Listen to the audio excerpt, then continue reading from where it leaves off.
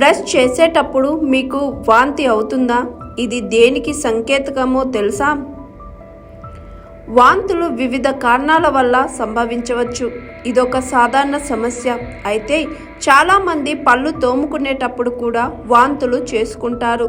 ఇది కేవలం 1-2 రోజులు జరిగితే పెద్దగా సమస్య కాదు. బదులుగా పళ్ళు తోముకున్న ప్రతిసారి ఈ సమస్య తలెత్తితే మాత్రం ఎటువంటి పరిస్థితుల్లోనూ తేలిగ్గా తీసుకోకూడదు. వాంతులు కారణంగా తరచుగా చికాకు కలిగిస్తుంది.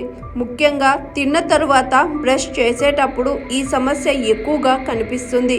దీని నుండి బయటపడడానికి కొన్ని మార్గాలు ఉన్నాయి. చాలా సందర్భాల్లో పెద్ద బ్రష్ని ఉపయోగించడం వల్ల కూడా నోటి లోపల చాలా స్థలం లేక అది వాంతి చేసుకునే ధోరణిని పెంచుతుంది. అలాగే మృదువైన బ్రష్ని వినియోగించి బ్రష్ చేయాలి. బలవంతంగా కాకుండా నెమ్మదిగా దంతాలను బ్రష్ చేసుకోవాలి. కొన్నిసార్లు టూత్పేస్ట్ కూడా ఈ పరిస్థితికి కారణం కావచ్చు.